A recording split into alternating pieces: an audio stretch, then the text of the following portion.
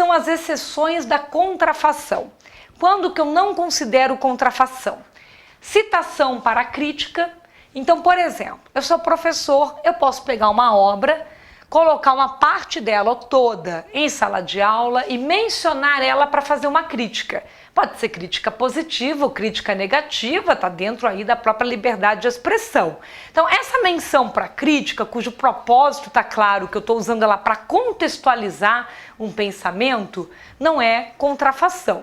Outra hipótese também é a possibilidade de reproduzir para fazer uma ilustração. Aqui, ilustração no sentido exemplificativo. Nós acabamos de reproduzir um exemplo para exemplificar aqui o que está sendo apresentado. Agora, se eu fizer uma ilustração de uma pessoa que tem o rosto dela, que identifica, aí nós temos um problema de direito de imagem. Então é interessante que quando eu ilustro para exemplificar, ou eu ilustro porque quero criar uma referência, vejo um objeto, gero uma ilustração também, esse ilustrar tem que estar sempre com um cuidado de não ferir outro direito, que não é objeto da nossa aula, a gente está concentrado em direitos autorais, que é o direito de imagem. Então você já deve ter percebido que no uso de conteúdos do direito autoral tem uma hora que vai mais para o ladinho do direito da imagem, e tem uma hora que vai mais para o ladinho da concorrência, da livre concorrência ou mesmo concorrência desleal. De certo modo, o direito autoral vem proteger o autor até de uma concorrência desleal, de alguém pegar ele e usar o conteúdo dele, ganhar dinheiro em cima e não remunerá-lo. Mas essa parte específica de concorrência está em outra lei, na lei mesmo relacionada a direito concorrencial. Então você vê que há uma harmonia aí, há um entrosamento entre essas leis. E a terceira coisa que pode ser feita e não é considerada contrafação é a paródia.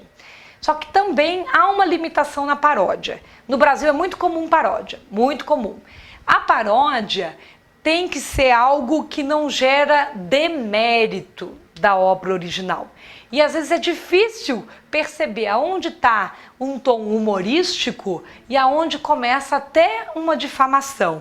Algo que gere a vergonha, a ridicularização, até mesmo perda de valor. O mais importante é que o direito autoral, ele tem uma faceta financeira. Essa faceta financeira tenta proteger valor mesmo daquela obra. A faceta moral tenta proteger o que o autor quis dizer, né? Então você tenta colocar quem foi que criou e o que ele quis dizer, e o outro lado uma faceta mais financeira que estaria na categoria dos direitos patrimoniais do direito autoral. Agora a gente fala então do plágio. Então tem contrafação e tem plágio. São parecidos. A contrafação envolve uma cópia integral ou parcial idêntica. Já o plágio é uma cópia integral ou parcial assemelhada. Então há elementos de semelhança no tratamento, na composição da obra, no assunto, que possa o quê? Gerar perda de valor econômico e financeiro. É comum às vezes alguém ver uma obra e conseguir criar uma obra derivada mais legal do que a obra original. E você esvazia a possibilidade de explorar economicamente aquela obra original. Por isso que, inclusive, obra derivada tem que ter autorização prévia do autor, ou você já ter usado como referência alguma coisa que tenha caído em domínio público, que a gente já viu que não tá na internet, mas é aquilo que já tem 70 anos, desde quando? 70 anos do quê? Não da criação, 70 anos da morte do autor.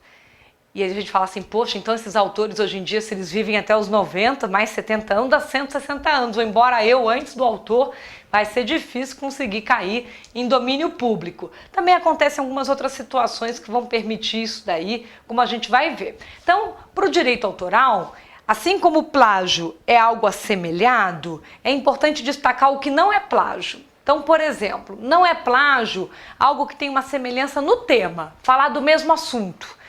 Teve uma discussão uma vez de quando teve uma novela do Clone, também tinha um livro escrito por uma pessoa chamada Clone. Só que era só o assunto clone, fazer clone humano. A forma de escrever aquele assunto, de tratar a matéria, os próprios personagens era totalmente diferente.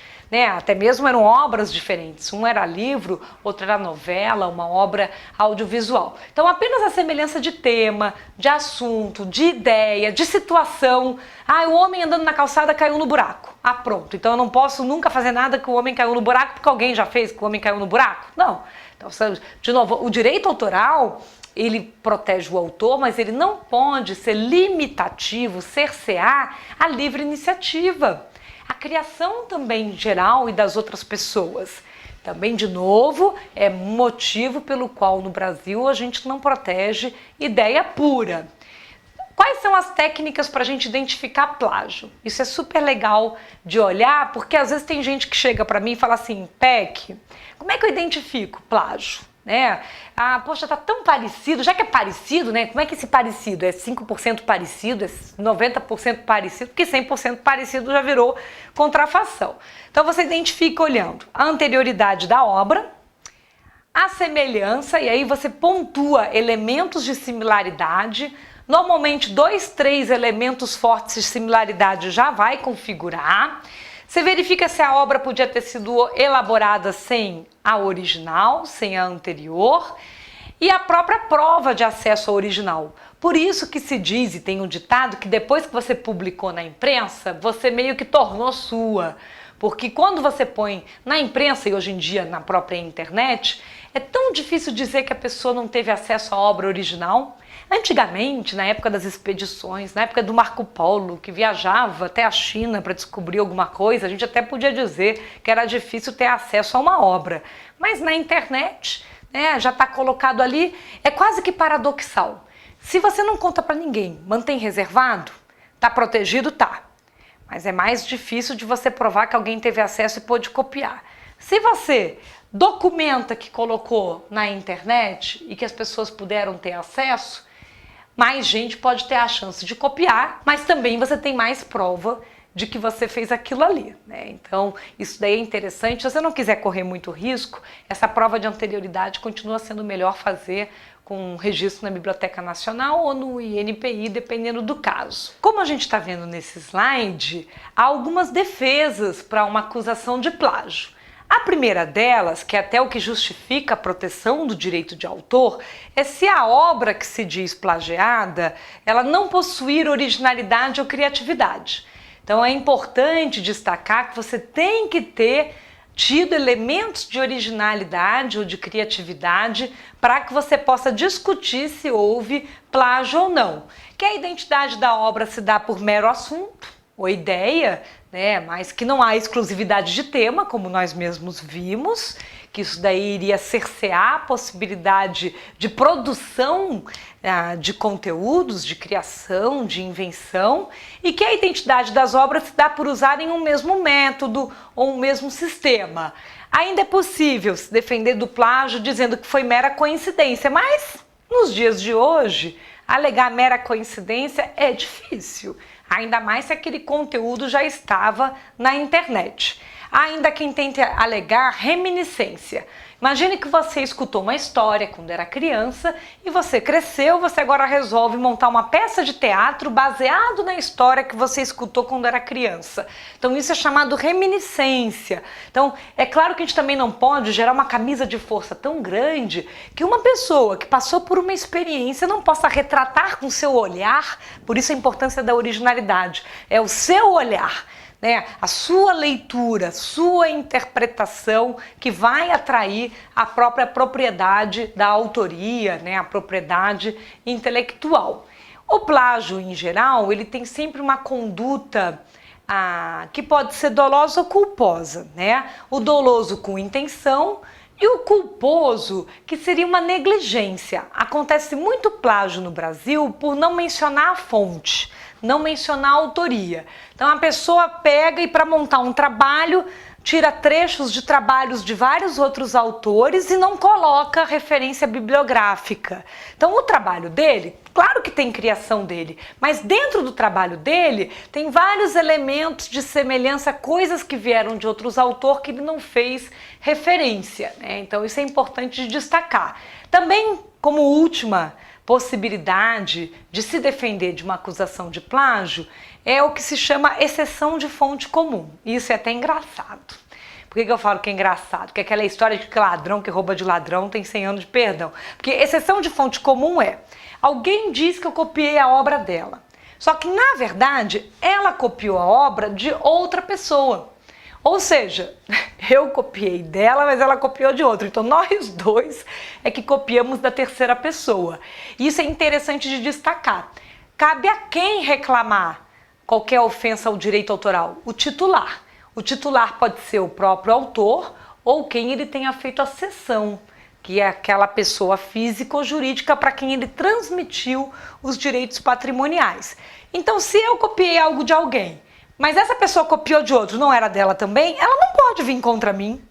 Quem tem que vir contra mim é o verdadeiro autor da obra que foi plagiada. Então, isso é considerado exceção de fonte comum. A gente destaca ainda como uma infração que é recorrente aqui no Brasil, que é a questão da referência, né? Na publicidade isso é quase como prática diária de trabalho, pegar às vezes referências na internet.